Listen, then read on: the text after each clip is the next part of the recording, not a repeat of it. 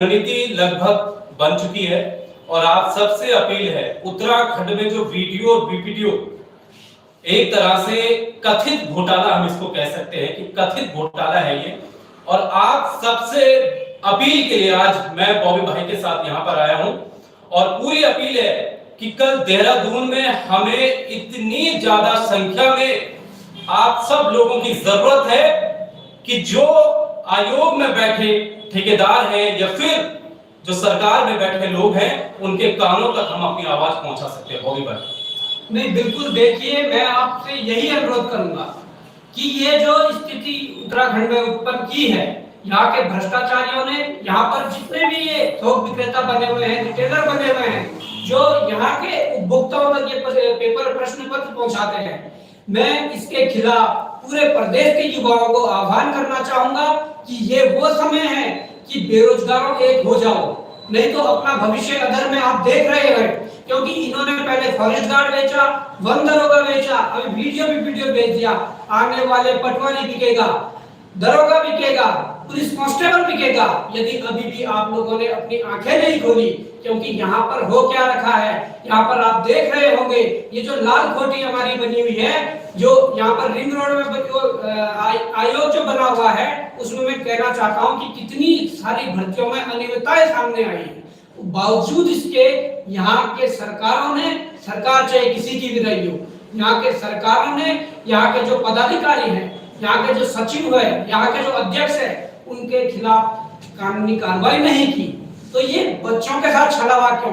परंतु मैं उत्तराखंड का जो भविष्य है, उत्तराखंड का जो युवा है, उनको मैं जरूर आह्वान करना चाहूंगा कि आप आइए, अपने भविष्य के लिए लड़िए और आने वाला जो आपका जो पीढ़ी है, उनके भविष्य के लिए लड़िए। क्योंकि उत्तराखंड में हालात इतनी बदतर हो चुकी है कि यहाँ पर आप देख रहे होंगे, जिनका दूर दूर तक जिनका पढ़ाई लिखाई से नाता नहीं है, वो लोग टॉप 100 में, टॉप 50 में, टॉप 10 में आ रखे हैं। तो क्या ये स्थिति देखने के लिए उत्तराखंड बनाया था? अभी भी यदि एक नहीं हुए, हम सब एक हैं, बेरोजगारों को एक होना पड़ेगा।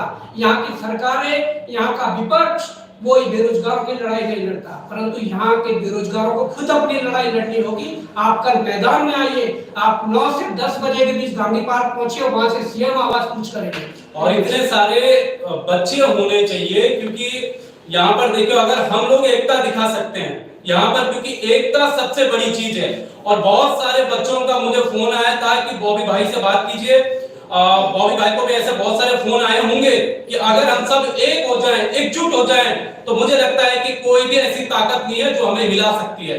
और जब अगर गलत होता है तो गलत के साथ गलत ही होना चाहिए। मुझे लगता है कि अगर कल देहरादून के गांधी पार्क में सुबह 10 बजे अगर बहुत बड़ा क्राउड हमारे साथ आ गया, और मुझे लगता है कि शायद ये उत्तराखंड के इतिहास का, बेरोजगारी का अब तक का सबसे बड़ा आंदोलन हो सकता है। इसलिए हर युवा तैयार रहे, क्योंकि ये सिर्फ वीडियो और बीपीडीओ भर्ती की बात नहीं है। आने वाली परीक्षाएं जो हैं, एसआई है, इतना बड़ा लेवल कौन नहीं सोचता? एक बात बताइए आप, मैं भी सोचता, मेरा भी सपना एसआई बनने का। ऐसी उन नकल माफियाओं के पास भी अब तक कई फोन जा चुके होंगे कि भैया मैं एसआई बनना है, ये लीजिए, कितना देना है, कितना पाना है। तो आप ये समझ सकते हैं कि आपकी एक एसआई सीट भी जा सकती है। कल आइए देहरादून, क्योंकि इससे बड़ी अपॉर्चुनिटी फिर आपको कभी नहीं मिल सकती। हम लोगों को एकजुट होने का ये एक मौका मिला है और इस मौके को खोना मत, क्योंकि अगर ये मौका आपने खोया तो समझ लो बेरोजगारों ने अपना भविष्य भी खो दिया एक तरह से। बॉबी भाई, सबसे बड़ा तो यही सवाल है कि जो आयोग में बैठे बड़े अधिकारी हैं, क्योंकि उन पर भी एक तरह से गाज क्यों नहीं गिरनी चाहिए उन पर गाज? क्योंकि लगभग अगर जितने सालों से ये सब चीजें हो रही हैं तो उनके अंडर में हो रही है। भाई अगर कुछ चीजें गड़बड़ हो रही है तो उनका भी हाथ हो सकता है। नहीं, बिल्कुल कटवाल जी। देखिए, मैं इस बात को कह दूं, अगर कोई परिवार का व्यक्ति है, अगर वो कुछ अपराध करके आता है, तो परिवार के मुखिया पर गाज गिरती है, उसको उसका सॉल्यूशन निकालना पड़ता है। तो यही यूपीएसएससी का हाल है। यहाँ पर हर भर्ती में जितनी भी भर्तियां हैं, वो या कोर्ट से होकर गुजर रही है, या ऐसी भर्ती बता दो जिस पर उंगलियां नहीं होती है। सबसे बड़ी बात यह है, कल जो रैली होने जा रही है, कल जो महारैली होने जा रही है, कल जो उत्तराखंड का युवा मुख्यमंत्री आवास पूछ करने जा रहा है, उसमें मुख्यतः 3 मांगे हैं। सबसे पहली मांग है कि ये जो वीडियो बीपीडीओ भर्ती है, और जो भर्तियां पहले भी विवादित रही है उन भर्तियों की सबकी सीबीआई जांच हो।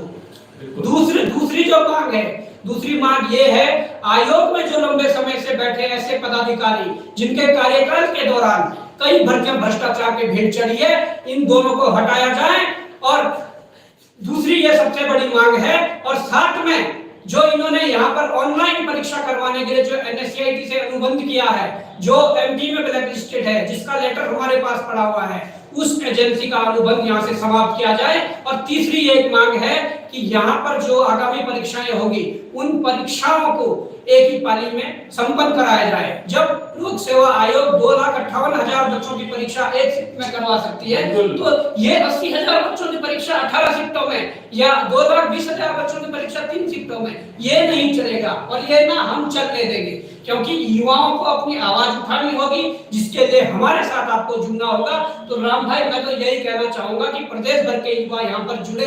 देहरादून में जितने छात्र अपने कमरों के अंदर रहकर तैयारी कर रहे हैं, जितने छात्र कोचिंग संस्थानों में तैयारी कर रहे हैं, जितने छात्र लाइब्रेरी में बैठकर तैयारी कर रहे हैं, उस तैयारी का कोई वजूद नहीं रह जाता जब आपके गांव से, आपके पड़ोस से ऐसे व्यक्ति का सिलेक्शन हो जाए जिसका पढ़ाई से दूर दूर तक का नाता नहीं है। जब वो व्यक्ति उद्योग प्रबंधक, सहायक समाज कल्याण अधिकारी या सहायक समीक्षा अधिकारी जैसी पोस्टों पर बैठेंगे और आप उनके आगे क्या है, वीडियो बनकर रह जाओगे, ऐसा नहीं होने देंगे। ये अपने हक की लड़ाई है, इसके लिए सबको अपने लिए लड़ना है, किसी के लिए नहीं लड़ना है। ना राम के लिए लड़ना है, ना बॉबी के लिए लड़ना है, अपने लिए लड़ना है, अपने लिए आना है।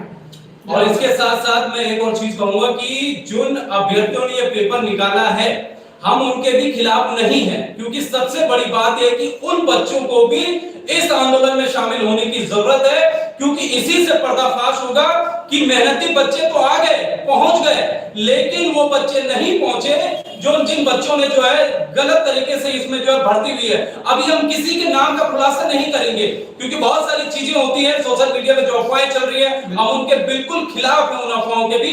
लेकिन धांधली जो शब्द मैं कहूंगा, इसको कथित कहूंगा, और कल ही मुख्यमंत्री के सामने अगर हमें वहां पर बुलाया जाता है, मुख्यमंत्री के सामने तो निश्चित तौर पर बुलाया जाएगा, और अगर हम वहां पर जाते हैं तो पूरी फाइल वहीं पर हम जो है सबमिट करेंगे मुख्यमंत्री के सामने, और वहीं पर सबकी आवाज होगी। और एक आप चीजों से और अपील करूंगा लोगों से कि दोस्तों, पंखे के नीचे आजकल गर्मी है, पंखे के नीचे आपको मजा आ रहा हो कि भैया हम लेटे हैं, किताब खोल के रखा है, लेकिन एक आप लोगों से अपील करूंगा कि आप प्लीज कल देहरादून के गांधी पार्क में सुबह 10 बजे एनी हाउ आपको पहुंचना है। यही आपकी लड़ाई है, क्योंकि अगर हम साथ हो सकते हैं, बेरोजगार एकता के लिए साथ हो सकते हैं, तो आप लोगों को भी साथ आना चाहिए।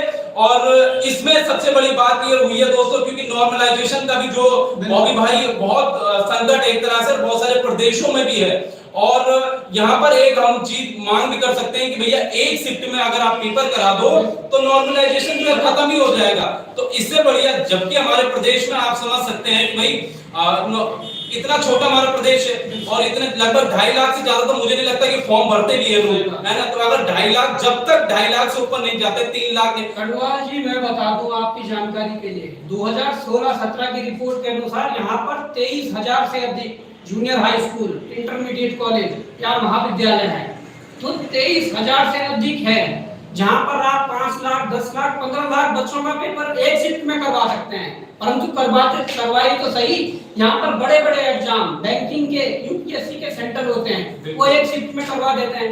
परंतु यहाँ पर क्या है, इनको धांधली करवानी है, इनको अपने चैतों को फायदा पहुंचाना, इसलिए ये नहीं करेंगे। पर हम ये मांग रखेंगे और इन्हें करना पड़ेगा। बाकी बॉबी भाई ने आपको 3 मांगे बता दी है कि मुख्यतः 3 मुख्य क्या क्या मांगे हैं।